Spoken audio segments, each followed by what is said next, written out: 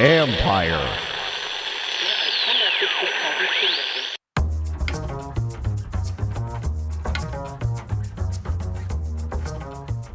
Hey, babies. Hey, babies. Hi, everyone. I'm on TikTok, everyone. Hi, everyone. What's up, everybody? What's up? I'm trying to come out of football world to see things that happen in other places now. It's hard, but Cap's on TikTok, which I'll spend more time on in a little bit, but that's their jersey sponsor, so can't wait. That's a choice, as we like to say. That's a choice. It is a choice. That is very much a choice. All right. Hi, everyone. How we doing? Is everybody calm now? Have we chilled out, Honey Bunny? We had a little chill out Honey Bunny day here because that was not a pretty start for the Commanders the other day. And, I understand a little bit of the full freak out, probably partially because of messaging that's been going on the last couple of weeks. You know, when you revamp literally everything and you don't want to say rebuild, and I totally get that. But then by the end of camp, you're kind of wink, wink. We think we're better than people think we are. That when it doesn't go very well against a really good team, and I'm going to talk about it in a minute.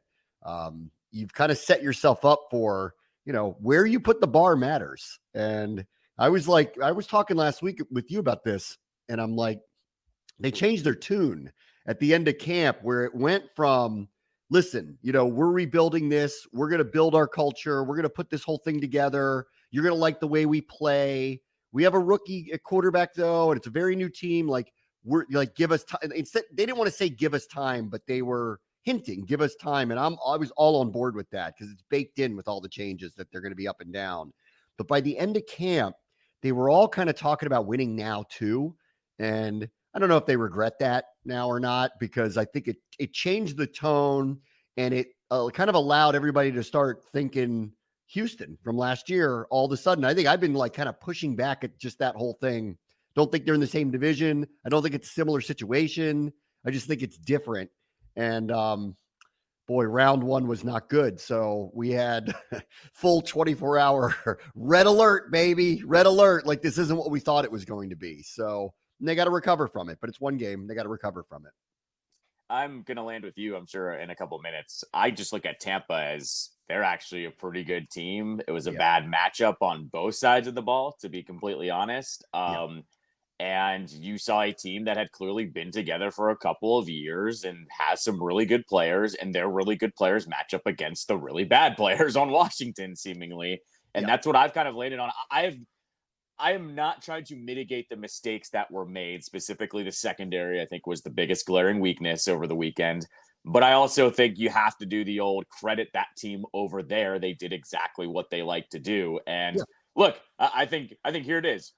The real test is like coming up this week. You should beat the Giants. Like if you're going to say that we should win some games right now, that's a team you should beat this weekend. So now let's see how you stack up against another team that's kind of in the same tier as you. You should take care of them. And that's why I kind of like, I'm not freaking out about this game. And the other part about all this is the people, there aren't a lot of them. There are some people freaking out about Jaden already. Go look at all the other rookie quarterbacks this week. Go look at some of the pro quarterbacks this week. I mean, it was not a good week for a lot of quarterbacks. All right. I'm glad you mentioned him. So let's go through some of this. I watched the film last night and I like there was a lot that needs to be worked on. I'm not gonna sugarcoat it. Like, me, like I'll tell you, like sometimes it like when you watch it in real time, then you watch it back. Sometimes it's not as bad as you think it was. And sometimes it's not as good as you think it was. But I think I'm kind of right in the middle of all the things that I felt were kind of off in the game remained off here. But I walked out of that stadium on Sunday and I felt like Jaden was the least of their problems, actually. It was his NFL debut. And I got to tell you, like, just instinctually, this is one of the things I really like about him that we saw during camp. And I kept saying, like, by the end of camp, I'm like, what I'm really excited about, if we are going to have the kind of this suspend some belief and go, all right, maybe they will take off, and be a little bit better than people think they are and be a 10-win team or something like that. That starts and ends with him, obviously being really, really, really good. And the only reason why I got to that point where I was willing to like hear it out was he does look ahead of the curve. He never really looked like a rookie. There was never a single day in any of the practices or any of the camps or anything that like stood out like, oh, like that's going to be a problem with him. And I think if you really watch and if you go back and watch, you'll see this like instinctually, he's terrific. I mean, he made a terrible throw on the first play, but whatever. He made a terrible throw on the first play and it kind of derailed the first drive. But that was his only really bad throw, like really bad misfire. He probably wants a couple of them back. But his instincts are there and his instincts are really good. And here's what I would just say about it. And this is kind of how I felt about it in rewatching it, which was I think his timing was a little off, at least initially. This is a team that blitzes a lot. They bring 5-man fronts constantly. They bring all these kind of faux pressures and real pressures. Washington's issue was in the middle of the line against the pressures. And I think once he saw that early, he was vacating very quickly. Like you'll remember, they didn't really call designed runs for him early. The reason why he had so many carries was he took off and scrambled a lot. Now, that changed in the second half, which I will get to in a moment. I'm going to ask really the open question, I think, is did Cliff Kingsbury turn to him a little bit too much because he was a little too concerned about what was happening up front? And that's a question, I think, for the offensive coordinator. But as the game started, clearly it was not meant for him to run the ball to the amount that he did. And I would say on a couple of these occasions, I think he vacated a little too quickly. But if you saw where he ran, what he did with the ball, like he never really put it in harm's way. The choices that he made were good. Instinctually, he was really, really good. The only thing I would just like, it's not even a criticism because it's his first game. I would say you left a little too early. Like if you could have extended the play a little bit, I think you might have found something down the field. I think it's a testament to Tampa kind of knew that they could, I know rattle him's the wrong word for it because I don't think he was. I just think they got him to do what they wanted him to do, which was not get comfortable. And I don't think he really was. But as you watch the game progress, he started to get comfortable. He started not to vacate quickly. And this is where I would ask the question, and I want to ask it later this week, because in the second half, a lot of those runs were designed. And it does feel like on some level that the coaching staff was a little concerned about the pressure and that he was making all these choices and kind of running on his own and using his instincts. And so they just decided our best weapon today is him, and we're going to turn to him. And I don't know that I love that part of the whole thing. So that's where I kind of landed on him. And I'll continue just to say, like, walking out of it, especially on a debut, he's the least of my concerns. Like, I actually liked the way he played. Could they have been better? Yeah. But like for an opening act, I thought it was pretty good. His instincts are very good. It's too bad he missed that long shot to McLaurin. There's maybe one or two throws I think he wished he had back. It was a little bit late. But I think as you saw, the protection was tested and failed a lot, and it sped him up early. And I think it sped up Kingsbury to rethink how they were going to run their offense in the second half. So I think we're all learning on the fly here. I think the offense was learning with Jaden. Jaden's learning with the offense. And and in the second half, really, I'm more inclined to believe that they turned a little too much to him. And I think because they looked at him as an answer to find any kind of consistency. And I didn't love that part, honestly. So I look at the coaches a little bit here too in the second half, not the first half.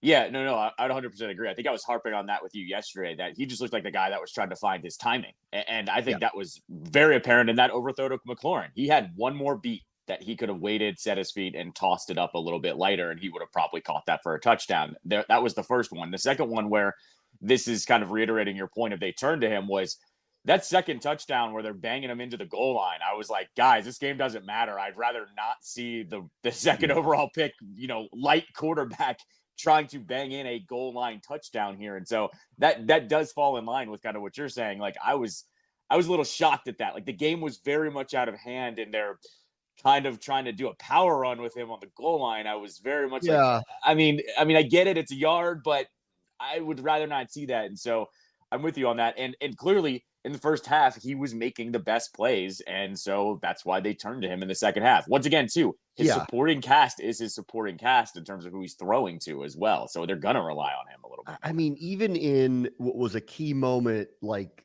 in the second half, they were going to run a throwback pass to him. It was Yeah. designed to go back to him.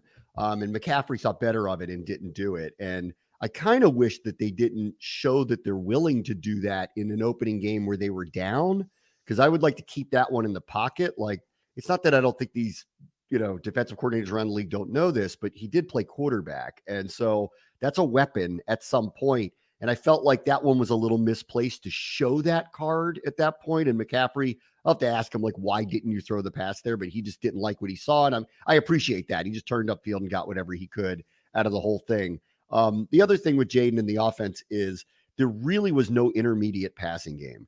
And I think that again, is twofold. I think early Tampa sped him up a little bit, and I'd like to see the internal clock slow down, but it was his first go at it. When he did vacate, it wasn't like he ran into trouble or put the ball in harm's way or threw bad passes. None of that happened. Like, he's still very careful with the ball. There was not one, there was a sack fumble, but there was no point in time where he nearly threw a pick or he got in harm's way or he took unnecessary hits. I never really saw a lot of that stuff. So I'm very positive about what he was able to do. When we got to the second half, it did feel like that they kind of said, this is our best option, and vacated the idea of the scripted offense. And they got away from an intermediate passing game, which is why the receiver stats are so poor from the other day. So will the Giants do this and try to replicate this because it really slowed the Washington offense down? I don't know. I don't know that anybody is, as good or adept and this is Tampa Bay's defense. This is what they do. So it's going to be a different defense. And the Giants have a new coordinator this year. It's not because Wink Martindale, you could expect it again, but that's not what it is. So I'll be interested to see what week 2 is. And I'm interested to see how much he grows. But I got to tell you, like, his patience and timing changed from the first half to the second half. Like, we've seen this a lot with him too. He's a fast learner. He sees it once and it kind of goes. And it was his first go. And that turned out to be a very tough matchup for him. And the pressure got to him. I was talking to Brian Mitchell and London Fletcher and Santana Moss, and they know Rondé Barber pretty well. And they were hanging out with him, and they had told me that Rondé Barber had gone to Bucs practice before the game, and they said that's all they were going to do was blitz them, blitz them, blitz them, blitz them, blitz them. It's not like a big surprise that that's what they are, but they had determined that this is how they were going to handle it and live and die with it. And if this rookie comes out there and is so far ahead of the curve and beats them, then so be it. But they're not going to sit back and wait to find out what he can do. And clearly it worked because it broke them down. I mean, the other thing that really stood out to me was with a new team and a lot of different players, like, they can't afford mistakes. And they had some early in the game, like the Cleveland Farrell hands to the face thing. I thought that was a very light call, but like, it happened, and which should have derailed a drive, kept it going, and Tampa goes down and scores. The block by Zacchaeus, again, I thought was a very light call that kind of backed them up and led to the missed field goal. They couldn't overcome that mistake. And so this is, to me, new team, a lot of different people. Things kind of have to go right.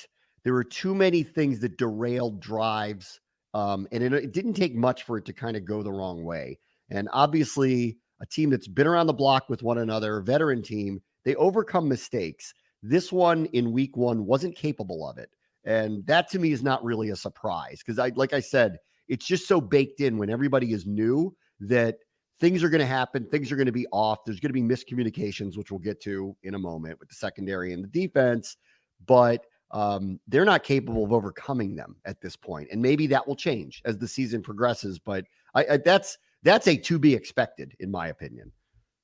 Yeah, I mean, we all kind of knew, as much as they wanted to preach that the chemistry was there, you and I both know that doesn't actually come until the games really start. And same thing with Jaden. Like, the reason why Jaden's timing isn't on par is because we know the speed is different in the preseason compared to the regular season. And that's where even Quinn in postgame, this is why I said I liked what he had to say after the game, where he said, to find out who we are, we're going to have some tough games like this. And at least it's a full acknowledgement. It's a full acknowledgement of they knew they'd have to be here and they have to kind of work themselves through it. Yeah, I think, if you lose 23-20 or something like that to a playoff team who is executing really, really well, I think it's a save face type of thing. I think it's just that they They could not stop this team defensively, and the core tenant value is going to be Quinn and Witt, and we're going to bring it. You're going to like how we get down and all the, all the cliche stuff that they're saying about it. And that just didn't happen. I'll get to Tampa Bay in a minute because I got to tell you, like, amid teams that I watched a lot of the games because we had a 4:00 game. And so I was watching a ton of it when I was in the stadium and then saw the game last night. They and San Francisco executed Tampa Bay better than probably anybody else in the league, at least in week one. They were very impressive the way they executed. Now, is that an indictment of our defense to start? I don't know, or is that a sign of, oh, by the way, that's a team that's been together, and oh, by the way, happens to be really good, and oh, by the way, people just don't see them that way, which I think we were talking about a lot leading into it. Like, I buy them. Like, I think they're very good.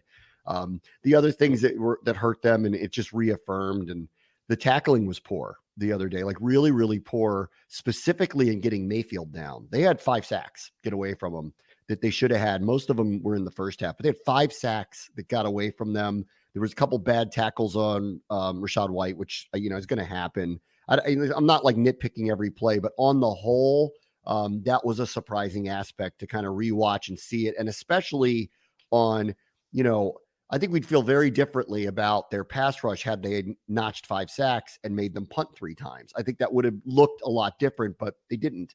So the tackling on the whole was poor. And again, new team, they make mistakes, blow up their own drives on defense. When you have your opportunities, you better make them, and they paid for it big time. Yeah, I mean, the one thing I would say is that's something that can hopefully be improved upon. Like, it was nice to see that there was a pass rush. They just didn't happen to wrap up Baker Mayfield at the time. I'm one that will take the positive out of that with who the line is. Like, yes, the tackles are good, but the ends, we know they need some work on. And I even said this yesterday. I liked Jamin Davis yesterday or 2 days ago. I thought he played great. He had a couple good moments. Yep. Yeah, and I was like very not shocked, but like pleasantly surprised that experiment seems to be working in their favor a little bit. I'll take the pressure. I know that they can fix that and get better as the season goes on. Yeah, let me just harp on Tampa Bay for a minute because, like, the other team is part of the equation here. People seem to forget that part sometimes. They just look at your mistakes and they go, well, that's on you.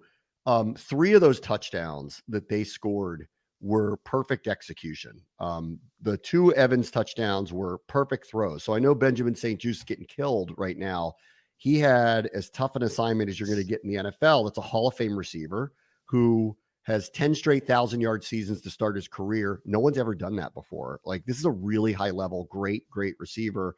And if Baker's going to place the ball where he did in one-on-one spots like that, there's really not much you can do. So I'm not upset at St-Juste in either one of those plays. Like, you can nitpick his technique on the first one, just a touch, but I'm not going to go too crazy about it because that was tight coverage on one of the best receivers in the NFL's perfectly placed ball. And the guy made a great play. He's been doing it for a decade. The other one, they did this twice on the Godwin touchdown and on the second Evans touchdown. They did very well executed pick plays to get these one-on-ones. And in both cases, it worked. Evans picked for Godwin. Godwin picked for Evans on the second one. The 4th touchdown pass is the one that was a mistake. That's where some of this miscommunication happened. That was the Jalen McMillan one where they just lost him. In the first half, they lost him as well. That should have been a touchdown early to him. And then the players talked about this, and you could see it. The communication was poor. And I think this was the big surprise for me defensively, the tackling too, because I don't know. I've got in my mind that this is going to be different with Dan Quinn and Joe Witt and how much they've just preached the aggressiveness, the toughness. Like, you may beat us, but you're not going to beat us by our mistakes. And I'm willing to hear out that that's just going to change, that they're going to watch the film and they're going to get better on that front. From the communication standpoint, Quinn harped so much in camp about, I'll know they're ready when I hear them before the whistle, before the play is off. And, by the end of camp, he was talking openly about how he loved how much communication was going on. Something happened. Like, the bullets started flying and the real game started and they lost some of that. So this is heart-to-heart time. Quinn has already mentioned, and I remember Ron did this a year or 2 ago where he said, you know what, we just, if it's confusing or whatever, we'll just simplify it for now for everybody.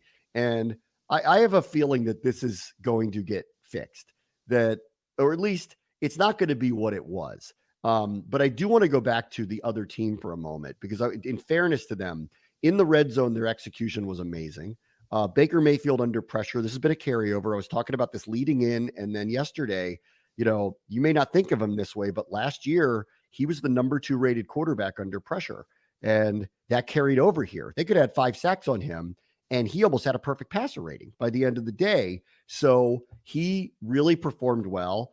And I got to say, this new offensive coordinator they got in there, that was extremely well executed. Their timing was amazing. The timing of their play calls was amazing. And he and Baker were really on the same page. 2 of those touchdowns were checked plays at the line. 2 of them were. So watch it. As far as a week 1 goes, I don't think anybody executed better, maybe other than San Francisco last night. I don't think anybody executed better offensively than they did. Is that an indictment of Washington? Maybe a little bit.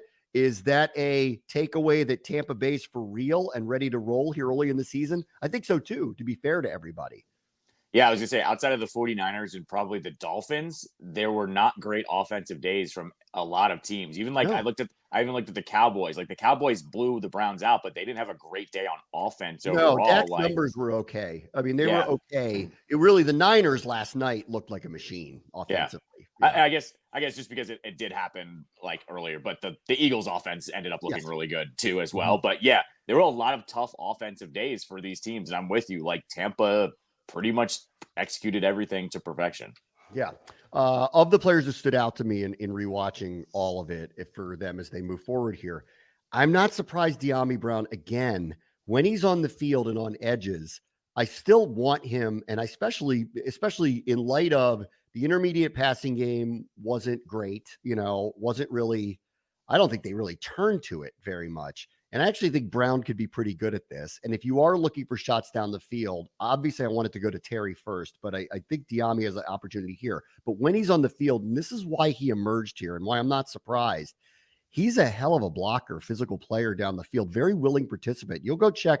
There's one scramble that Daniels had that was, I believe, a design play, if I remember right. And you see him charging down the field and making sure he's getting an extra block. Like, you'll consistently see him on film doing things like this, which is why I'm not surprised that he's kind of emerged. And I do think the ball should end up in his hands, or at least, be heading his way a little more often than it has so far. So we'll see what happens there.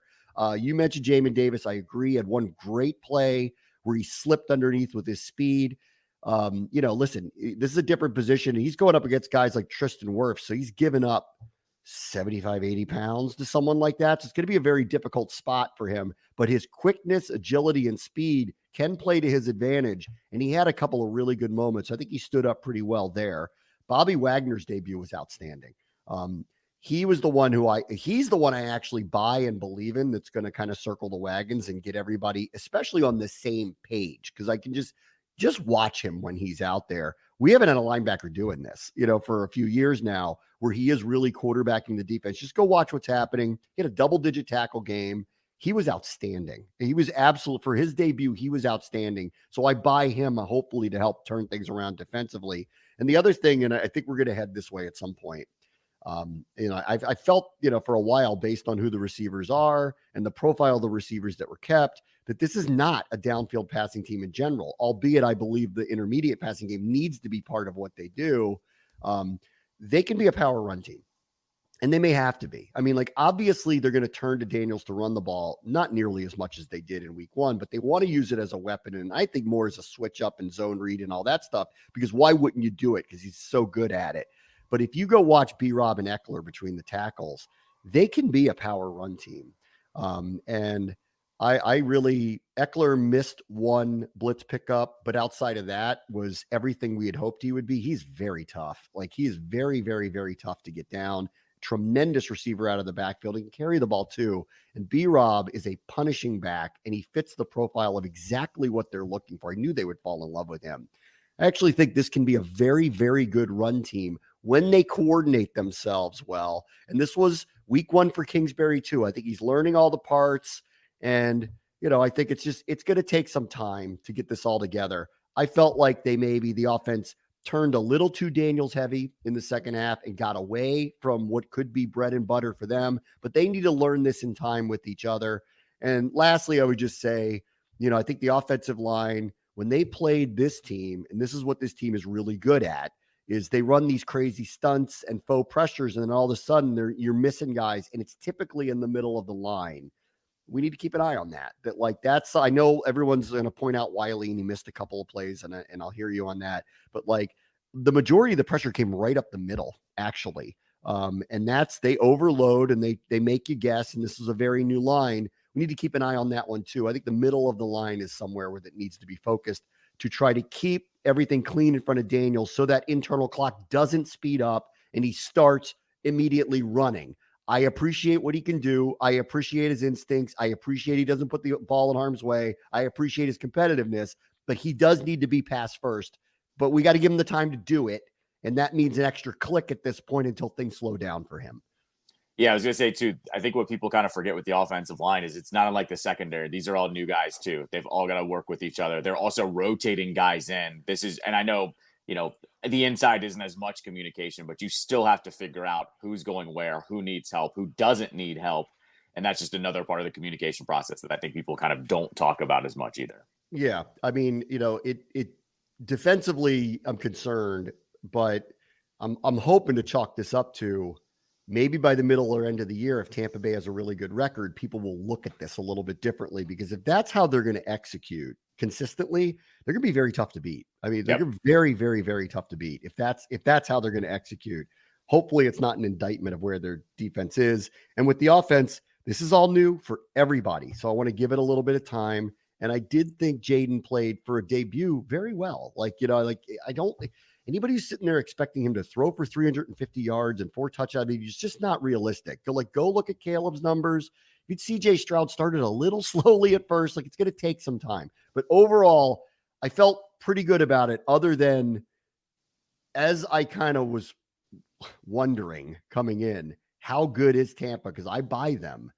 I think they're good. And I think that needs to be taken into account. They lost on the road to a team that's been to the playoffs 4 years in a row. They're the only NFC team that's done that. They've won their division 2 years in a row. They got better as the season progressed, and Baker looked like a Pro Bowler on Sunday. So we'll see how it goes from here. All right, we'll review what happened on Monday Night Football next. Bram and Callow Show, ESPN 630 Sports Capital.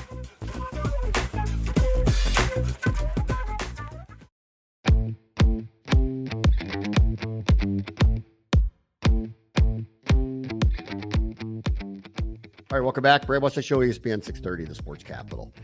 Monday Night Football saw the Niners roast Aaron Rodgers. Part of it's not his fault. He didn't have the ball very much. At one point in the fourth quarter, I think it was like 8 minutes left or something, they showed a graphic of how many plays were run, and the Jets had run like 35 the whole game. Yep, right. That's nothing. Like typically in a game, the minimum is about 60. And sometimes if people go up tempo, it's more like 80.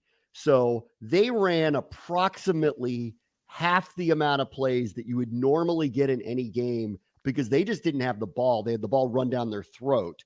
And then, Rodgers was okay. I thought I'll start there with him. I thought he was fine in his return. Because who knew, he didn't play in the preseason. I wanted to see. He's older now. Where's his head? I want to see. We want to see. Where is he? And I actually thought he was locked in and was fine, but he didn't have enough opportunities. And, it's hard to know when you don't have the ball and you're playing from behind the whole time. It's hard to know. But I would just say on him, I wouldn't be concerned if I were Jets fans about him after week one. I'd be way more concerned about my top 5 defense being incapable of stopping an offense that was led by an undrafted rookie running back. I would be very concerned about that. Yeah, I was going to say, if I'm a Jets fan today, I'm panicking a little bit, mainly because the 49ers, McCaffrey had a calf injury, but they waited till the last second to rule him out. I mean, you know how the NFL works, man. That could have been a little, I think we'll be okay. Why don't you sit this one out, Christian? And which is weird, because that, of the things of the Jets that I am that I would be concerned about in playing them, is their defensive front.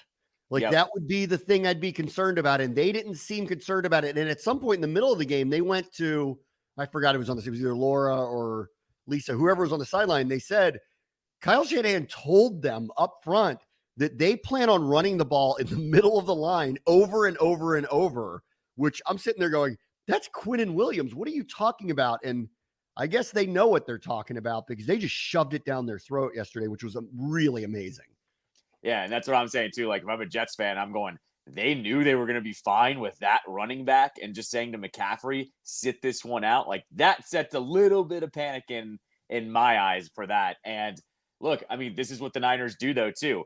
They have all these skill position guys, and then the offensive game plan by Shanahan sometimes is just this, and this is what makes them so good. You worry about all of these things, and then they just go, we're just going to power run it on you, and you can't stop it. It's got to be maddening to play them these days. It's an undrafted rookie, and then Joe Buck was going on and on about, he had some stat with him about how many undrafted rookie touchdowns have occurred. Like, listen, we had this with Alfred Morris, was a low draft pick that was great here, multiple 1,000-yard seasons in this Shanahan offense. Terrell Davis, obviously probably the most famous example from back in the day. Even after him, names that people have probably forgotten, Olandis Gary was like a low draft pick that had crazy runs there. That system works. Like, what they've run, what they've built, how they tweak it. And then when you put people like Christian McCaffrey in it, you have seasons where a guy scores 25 touchdowns. Like, it really is. It's remarkable. And then this guy, when they stated he had never run the ball that much in a high school or college game, but then he goes in for the San Francisco 49ers against a top 5 defense and gets the stats that he did, tells you everything you need to know about them. And so there's no hangover for them, obviously. They could go without McCaffrey and win handily walking away. They kept Rodgers off the field because they had ball control.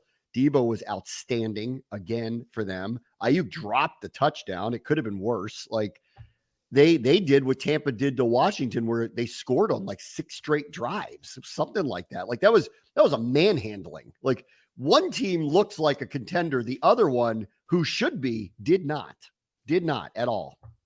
No, and as someone who had Moody in multiple leagues, he won me fantasy matchups last night, and as a kicker going into Monday Night Football. So that was also very nice as well. Yeah, how many people are picking up that running back in their fantasy waiver this week? Yeah, I mean, that's the number one target I think this week has got to be. Yeah, him. And in my league, I don't know about your league, nobody drafted Isaiah Likely, so that's gonna be a big one now too, I think, around the league, because it's not just that Andrews is healthy, but like, they're going his way now. So, and the tight end consistently has been the target for Lamar through his career. If it's going to be Likely, he's going to have crazy numbers the whole year, not just from the other night, but crazy numbers the whole year.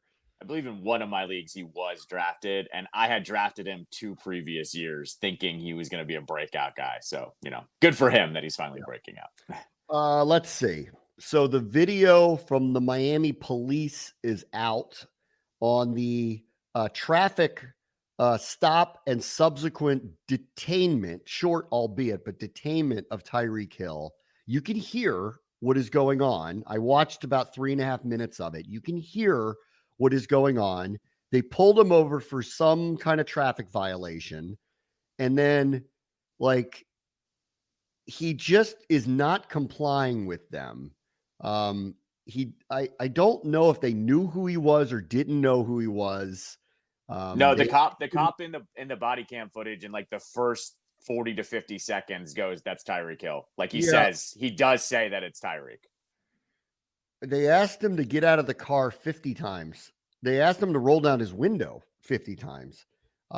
He didn't really comply. All you really hear once he does get out of the car, the way that he's handled over a traffic arrest and being a little insolent to direction from the police. And I'm just going to go a little bit, because I agree he was not listening to them. And I mean, my daughter is about to start driving. And one of the things I started talking to her about was, when you get pulled over, just listen to the cops. If they ask for your, just give it to them. Don't get into a back and forth with them. Like, you want this situation to just go smoothly. If they're going to give you a ticket, they're going to give you a ticket. If they're not going to give you a ticket, they're not going to give you a ticket. But you can't win a battle with them. And so I thought, in watching this, like, he clearly was not listening to any direction from them. I don't know what he did to get pulled over in the first place, but I'm going to assume it was something that warranted them pulling him over. At that point, it feels like if he just, since they knew who he was, if he just rolled down his window and handed him the license, they may or may not have given him a ticket. And then he just would have gone to the stadium. But because he kind of refused to comply with them at all. That's why it escalated. At the same time, I don't know how he ended up on the ground face down over a traffic violation. So two things are true at once here. I think the police really overreacted badly.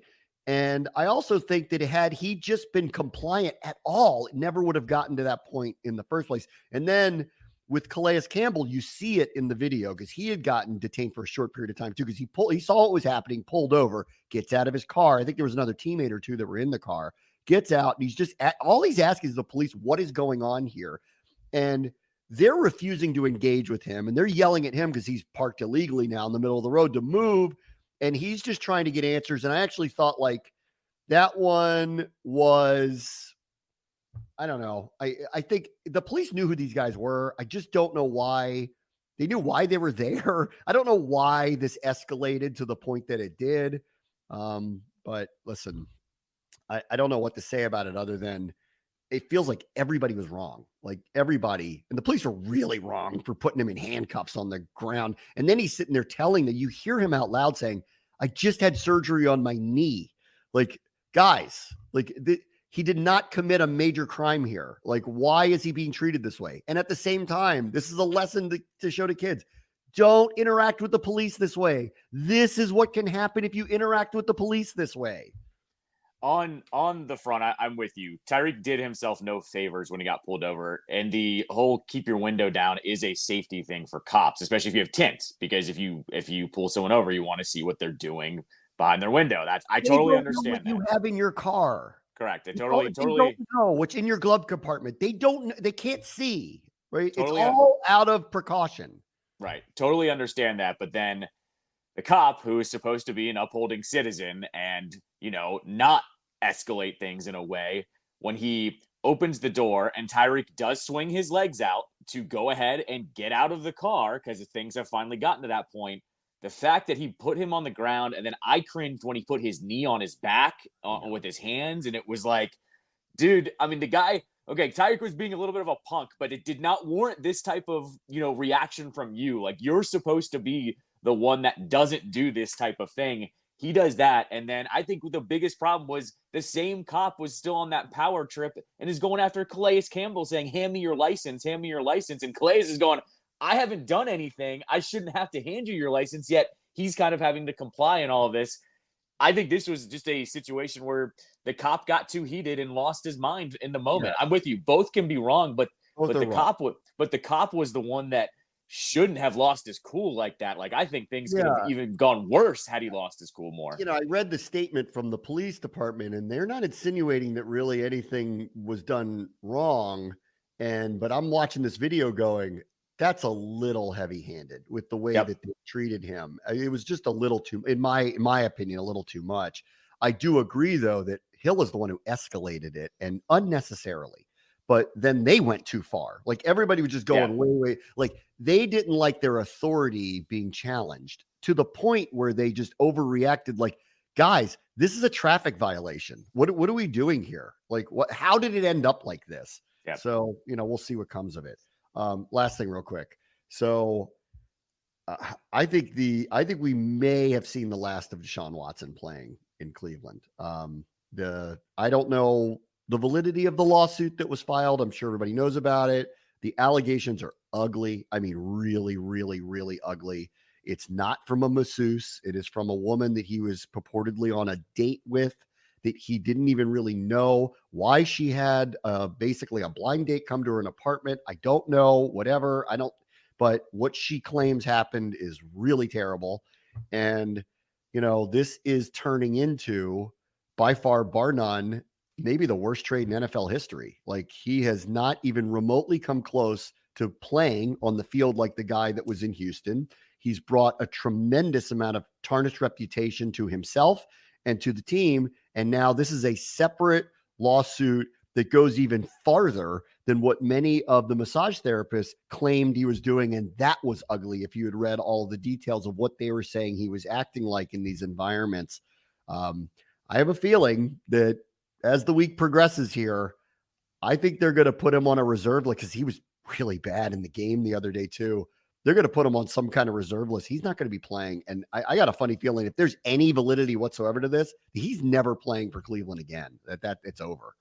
No, I would agree 100%. And I would say that, if you're Goodell, you can use this as your opportunity to kind of, put whatever you need to throw the book at him, essentially, of what you can do more. I don't know what his agreement was beforehand when he got suspended the first time around. Yeah. But I'm going to guess that the league and the Browns are going to look at this and go, we really just don't need this type of individual in the league, or he just needs to, basically be suspended one more time. And then no team's really going to touch him is what's going to happen. So. No, I don't think so. I mean, Cleveland did what they did to acquire him, assuming they were getting a top 5 quarterback. That's not even he's not even remotely close to that. He was really bad on the field, really bad the other day. So teams will twist themselves in pretzels for talent, but when the talent goes sideways, it's just not worth the trouble if these are the type of headlines that are going to follow you. And, again, I'm not casting judgment on what this woman claimed because I don't know. But if you read what she says happened, I mean, it's really, really bad. All right, let me take a quick break. Very much the show is ESPN 630 Sports Capital.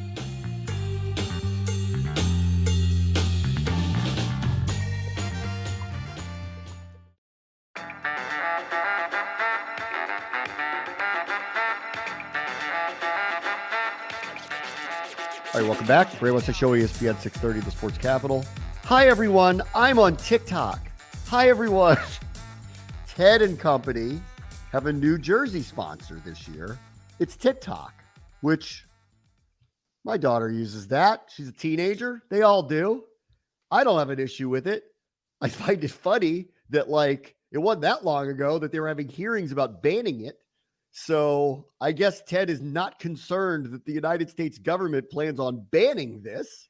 And TikTok went through paying the team to be on the jerseys. So I guess they don't think they're getting banned because I don't think either way Ted's giving the money back if they do get banned.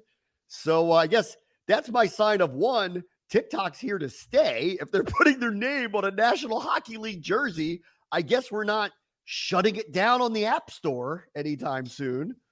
In the nation's capital, by the way. I feel like that's just worth reiterating that it's in the nation's capital. And man, there's a joke here somewhere where if you buy a TikTok white Capitals jersey with Ovechkin on the back, there's a lot of Russia, China jokes there happening. Yeah. I'm just saying, with Washington on the front, there's a lot of jokes you can make about that one. So the optics to me are a little out there for me. Yeah, let's go across the aisle and find out across the political spectrum how they feel about the Russian national with TikTok on his jersey wearing the red, white, and blue. Let's find out what everybody thinks about all that. Don't ask Marge. on debate day, that's a good one. Just put that up there. What do you think of this, guys? Right. Kamala? Right. Donald? Right. What do you think of this? You like this Exactly. one? Exactly. And then there's, now that the Capitals are literally taking the TikTok money, how many TikTok things are going to start occurring with the Washington Capitals? So you produce their games. Yeah. What are you doing on TikTok these days? Oh, God. One, I have a TikTok account. Let's see your TikTok dances. I have a TikTok account, have never posted on it. I use it just to look. Because I don't even look at that one. There's nothing, which is probably wrong because I know what audience is there and I should probably be looking at it and doing it. But this one is at the point now where I'm just too old for that. I can't deal with it. Like any proper person in their 30s, I just look at Instagram Reels, which are just TikToks from 2 weeks ago. So that's how I do it. I do it like an adult. And with TikTok though, I don't know if you've ever scrolled on that app. The brain rot is even worse than Instagram. Like it is, you can feel brain cells dying the more you look at that thing. And it's one of those ones I don't open that often. Like once every couple of weeks when I'm sent something, that's about it. So no, I'm doing nothing. Capitals Radio Network will stay audio only. I can guarantee you that. You're not going to see Ken Sabourin doing any dances with John Walton in Calgary. Okay. So don't think that's about that? Yeah.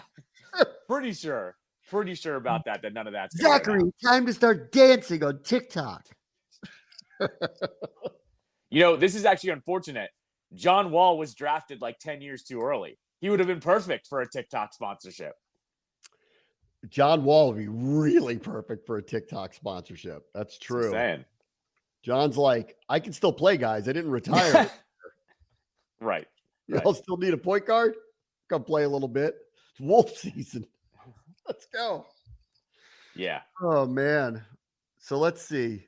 In the span of what? A year and a half, Ted's taken public investment fund money, put TikTok on the jersey, tried to move to Virginia. Boy, he's had quite a year. Quite a year, Theodore. Quite a year. It's been interesting to say the least. Yeah. All right. Before I go, I've yet to do this yet. I think I need to now watch at least a half an hour of the Browns Cowboys broadcast, because people are just going at Brady. Like, they're not giving him a minute. Like I've read all the reviews, and I guess if you're going to make $30 million a year being an analyst, you better be pretty good at it. I agree with that. Hold them to a high standard. But now I have to listen to it, because at first I was like, you guys just have to be nitpicky. It can't be that bad. But everybody's review is not great, Bob. So maybe I'll watch a little bit of that tonight. Could have also been nervous too. I mean, was his first time being in a broadcast booth like that. So, I mean, I don't know. Give him some slack here. That's all I would say. Give him some slack. Yeah, give him some slack. Like, what did you expect? What did you want him to be, like the most amazing analyst in the history of mankind in 5 minutes? Like, what did you want from the guy? The other thing here is you hate Tony Romo now. So whatever you liked Romo doing, he was probably going, well, I'm not going to do that now because everyone's going to hate me. So don't get too excited. I think, you know what? I think it's actually the angry Brady that everybody likes. Like, I think, like on the sideline when he used to freak out on everybody, that's what everybody likes. I want to see him get full angry at somebody for doing things where you're like, why would you do that? That's what I want to see from him. All right. We'll talk to you tomorrow. Very much the show. He's 6:30 Sports Capital.